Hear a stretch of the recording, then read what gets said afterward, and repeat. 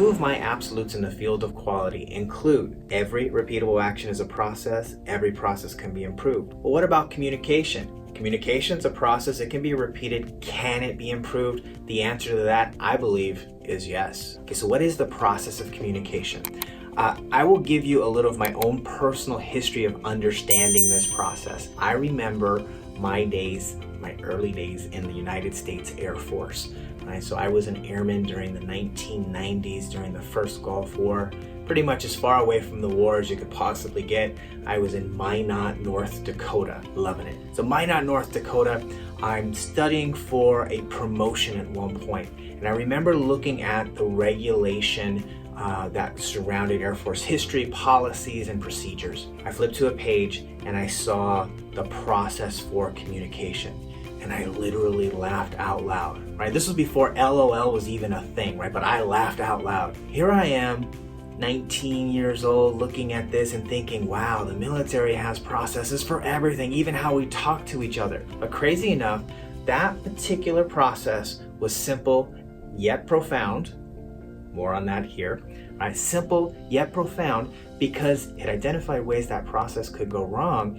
And I have used that continuously throughout my entire adult life and career. So what are those steps of that process? Number one, right? You have a sender, and that sender is sending a message. That message gets received and interpreted by a receiver. That person receives and interprets that message and then gives feedback. Where communication tends to go wrong is that feedback portion. Many times as managers, supervisors, leaders, just coworkers, right? We formulate the perfect message in our own mind, and we send out that message. We expect the person on the other end to receive it exactly as we intended it. But what happens? Later on, we find out they didn't understand it quite the way we intended it. Communication failed, right? That feedback loop did not happen at the time the communication was delivered. All right, so now we have a baseline foundation of what communication is. I want to give you one of my tips and tricks to improve your communication at the beginning with a new person. You've been there, right? You've just met somebody new and you are trying to break the ice, right? You're trying to get to know them a little bit better.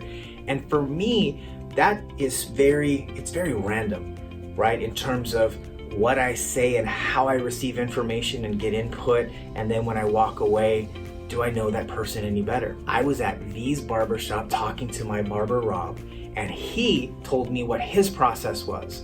How do you develop your communication with your customers? Icebreakers, I guess. Icebreakers. Family, occupation, recreation, motivation. That always helps. That was very specific. It's like a whole list you just It's a rattled little, off there. yeah. Can you say that again? F.O.R.M, family, occupation, recreation, motivation. And it's the F.O.R.M process. F-O-R-M. I was immediately intrigued, right? There's a process to talk to somebody, to learn a little bit more about them. He explained it to me. I did a little more research on it, and I want to share it with you today. Okay, so the F.O.R.M process. This is a step-by-step way of getting my own mind around talking to somebody to get to know them a little bit better and then to build on that towards a relationship, right? So the first step, F.O.R.M, get to know their family. Great. Questions about their family. Do they have family, kids? Are they married? Right, get to know the family. Next, their occupation. What do they do? Okay, this is important to an individual, so that's another, box to check off as I'm talking to them. Asking some relevant questions as that next step. What do they like to do for fun? R, recreation. Fantastic. Now I'm going to find out a little bit deeper about them, a little bit, some of their passions. What sports teams are they into? Do they like to go hiking? Are they an avid reader? What excites them, right? All right. Lastly, their motivation.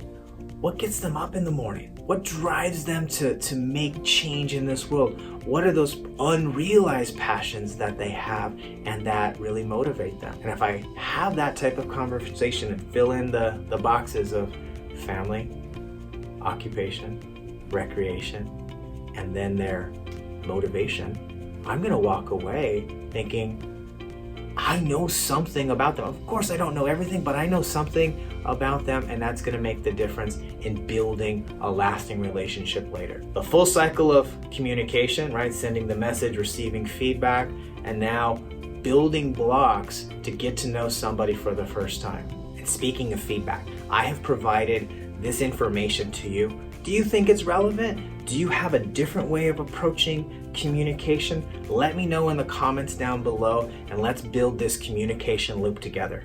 Thanks.